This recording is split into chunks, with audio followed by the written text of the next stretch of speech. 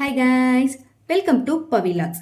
இன்னைக்கு நம்ம கிச்சனில் ஒரு உப்புமாவை ஹெல்த்தியாகவும் அதே சமயம் எல்லாரும் விரும்பி சாப்பிட்ற மாதிரி எப்படி சமைக்கலான்னு வாங்க வீடியோக்குள்ளே போய் பார்க்கலாம்.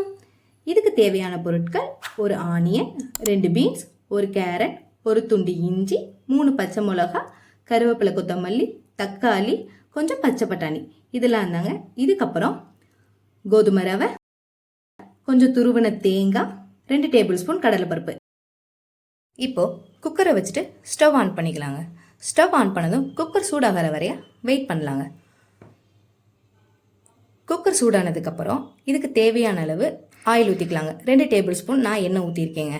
2 டேபிள் ஸ்பூன் எண்ணெய் ஊற்றுனதுக்கப்புறம் 1 டேபிள் ஸ்பூன் கடுகு, நம்ம எடுத்து வச்சுருக்க கடலைப்பருப்பையும் சேர்த்துட்டு நல்லா வதக்குங்க.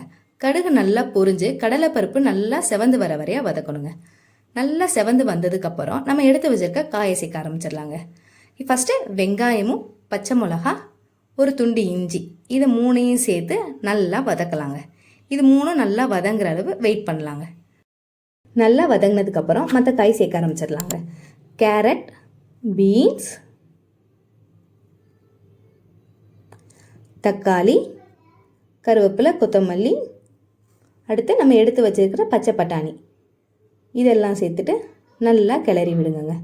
நல்லா கிளறினதுக்கப்புறம் இதுக்கு கோதுமை ரவைக்கு தேவையான அளவு உப்பு சேர்க்க போகிறாங்க. இதுக்கு தேவையான அளவு உப்பு சேர்த்துட்டு ஒரு பெரட்டி விடுங்க. நல்லா பெரட்டி விட்டதுக்கப்புறம் கோதுமை ரவைக்கு தேவையான அளவு தண்ணி ஊற்ற போகிறோங்க. இதோட அளவு என்னென்னா, எந்த பவுலில் நீங்கள் கோதுமை ரவை எடுக்கிறீங்களோ அதுக்கு 2 மடங்கு தாங்க தண்ணி ஊற்றணும். இது தாங்க இதோட கணக்கு. இப்போது 2 மடங்கு நான் இந்த பவுலில் எடுத்தேங்க. 2 மடங்கு தண்ணி ஊற்றுனதுக்கப்புறம் தண்ணி நல்லா கொதிக்கிற அளவு வெயிட் பண்ணணுங்க. தண்ணி நல்லா கொதிக்கணுங்க. தண்ணி நல்லா கொதித்ததுக்கப்புறம் கோதுமை ரவையை இதில் சேர்க்கணுங்க. சேர்த்துட்டு நல்லா ஒரு தடவை நல்லா கிண்டி விடுங்க. நல்லா கிண்டி விட்டதுக்கப்புறம் உப்பு சரியாக இருக்கான்னு இந்த டைமில் டேஸ்ட் பார்த்துக்கோங்க. அதுக்கப்புறம் ஒரு ஸ்பூன் நெய் ஊற்றினீங்கன்னா ரொம்ப ஃப்ளேவர்ஃபுல்லாக இருக்குங்க. பார்த்து ஆனால் கை ரொம்ப தெரிக்குங்க. ஒரு தடவை நல்லா கிளறி விட்டுட்டு மூடி போட்டு மூடி வச்சிடலாங்க.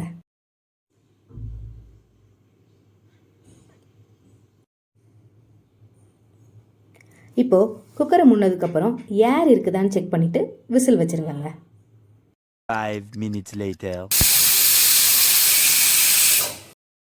ஒரு விசில் அடித்ததும் ஸ்டவ் ஆஃப் பண்ணிவிட்டு ஏர் ரிலீஸ் ஆனதுக்கப்புறம் விசிலை எடுத்துகிட்டு குக்கரை ஓப்பன் பண்ணிங்கன்னா கோதுமை ரவை ரெடிங்க.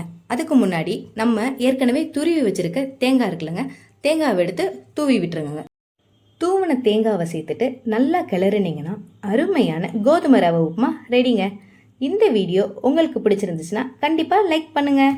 இந்த மாதிரி நிறைய வீடியோஸ் பார்க்கணுன்னா மறக்காமல் பவிலாக்ஸ் சேனலுக்கு சப்ஸ்கிரைப் பண்ணுங்கள். By guys.